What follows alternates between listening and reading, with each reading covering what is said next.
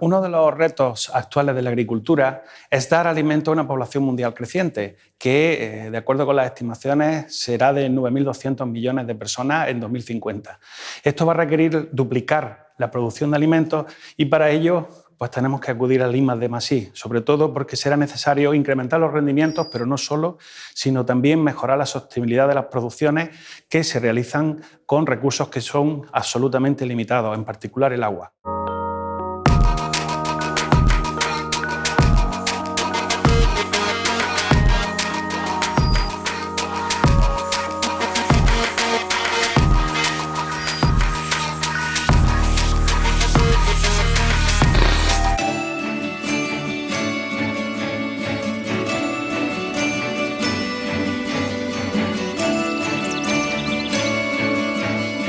Y el cambio climático va a inducir probablemente una pérdida de productividad agrícola, de la capacidad que tiene una unidad de superficie de tierra agrícola de producir alimentos en muchas zonas del mundo. En unas zonas del mundo porque escaseará el agua, en otras porque habrá mayor salinización de las tierras y en otras porque se alterará el régimen de temperaturas. El principal reto de futuro del sector alimentario es producir alimentos suficientes para abastecer a la creciente población humana. Para ello es necesario hacer frente a los efectos derivados del cambio climático, con una mejor utilización de los recursos esenciales como el agua, el suelo y los nutrientes. Nosotros trabajamos básicamente en fertilidad de suelo, que es la capacidad que tiene la tierra agrícola de proporcionar nutrientes a las plantas, y en fertilización. Dentro de la fertilización, nuestra línea más importante es la fertilización fosfatada, la fertilización con fósforo. Este es uno de los nutrientes esenciales que requieren las plantas y es un recurso que no es renovable, se obtiene a partir de minas. Se estima que las reservas actuales se pueden agotar en un plazo de unos 150 años. Quizá esto no sea del todo cierto, pero lo que sí va a haber es una tendencia a un incremento de precio de los fertilizantes con fósforo, que son algo básico en la agricultura. De hecho, el ser humano ingiere entre 200 miligramos y 1 gramo de fósforo en la dieta, que es fundamental, entre otras cosas, para los huesos, para los dientes, para el crecimiento, para muchas funciones fisiológicas. Todo este fósforo viene de la alimentación y, por tanto, viene del que se aplica en la agricultura. Cuando empieza a escasear el agua, yo se lo explico a los alumnos, si escasea a fondo, no moriremos de falta de higiene o de falta de agua, moriremos de falta de alimentos, de hambre.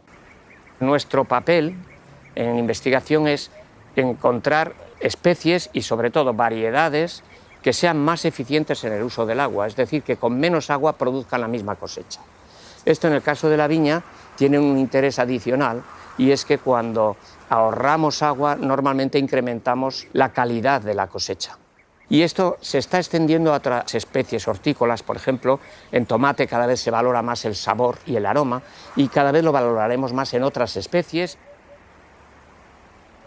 En el grupo de investigación TICPA de la UCLM estamos principalmente enfocados en la monitorización del cultivo mediante drones aéreos. Drones aéreos que pueden montar distintos tipos de cámaras. Cámaras convencionales como las que tenemos en casa, del visible, RGB, cámaras multiespectrales que son capaces de ver lo que el ojo humano no puede ver, pero que tiene una gran incidencia en la respuesta del cultivo, y cámaras térmicas que nos permiten medir temperatura. Entonces podemos determinar cuáles son las necesidades de estos cultivos o cuáles son las deficiencias que pueden tener.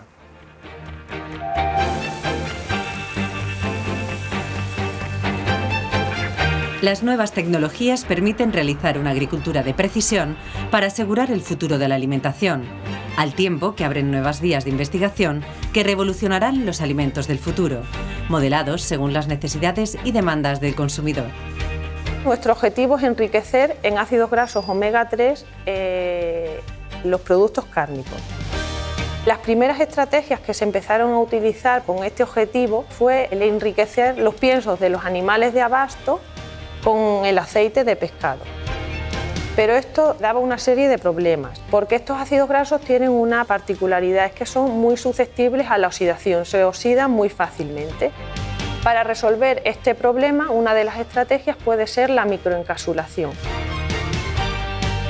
Recubrir con una pared o una matriz las gotas del aceite de pescado, evitando el contacto con el exterior, de manera que evitamos así la oxidación de esos ácidos grasos.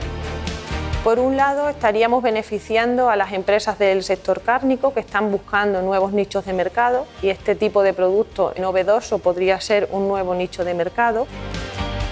Y en cuanto a los consumidores, creemos que estamos llegando a las nuevas demandas de los consumidores que cada vez están más preocupados por saber lo que consumen y que lo que consumen sean productos lo más saludable posible. Cada vez el consumidor es más exigente con lo que quiere comer y además quiere elegir lo que quiere comer. Pero la industria alimentaria no puede satisfacer la necesidad de una persona individual. Entonces, bueno, pues a lo mejor el hacerte tú en casa tus propios diseños, tu propia comida sea una de las líneas de trabajo. Nosotros ahora estábamos trabajando en impresión 3D de alimentos. Entonces, ahí las TICs nos van a venir muy bien. ¿Por qué? Primero, porque tenemos que diseñar el producto si lo quiero que tenga forma de pescado o lo quiero que tenga una forma cilíndrica. Pero es que después yo le puedo decir, a través de una herramienta del tipo informático, de un software, le puedo decir qué cantidad de qué nutriente quiero meterle. Tendremos que diseñar cuál es el dispensario de esos miligramos de vitamina o de sales minerales, pero al final las herramientas de las TIC nos van a permitir diseñar a medida, en función de nuestras características personales y de nuestras necesidades nutricionales, cómo va a ser el alimento que va a salir por esa impresora 3D. El grupo de investigación marketing UGE de la Universidad de Jaén tenemos fundamentalmente una línea prioritaria, que es trabajar en el comportamiento del consumidor del aceite de oliva.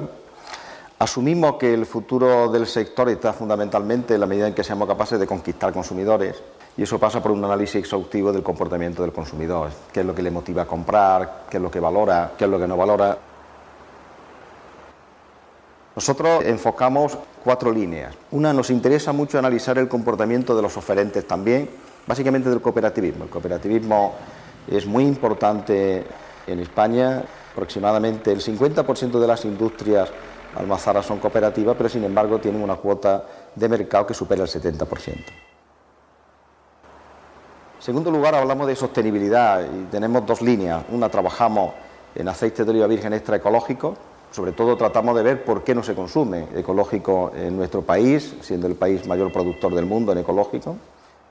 Y luego hemos impulsado un proyecto llamado Olivares Vivos. Tratamos de ver si los consumidores pueden valorar aceites procedentes de este tipo de olivares que fundamentalmente preservan la biodiversidad.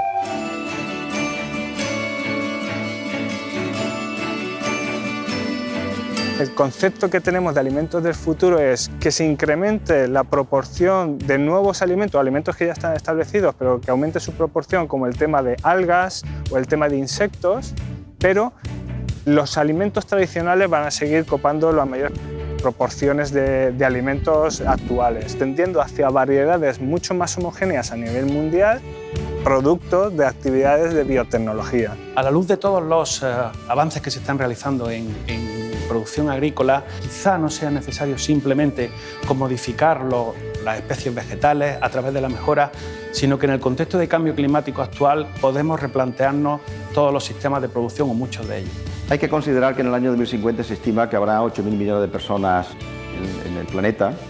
Para eso necesitamos un tipo de agricultura que sea intensiva, obviamente, que sea capaz de suministrar una agricultura intensiva que probablemente no tenga unos altos estándares de calidad, pero sí tiene que tener estándares de seguridad alimentaria.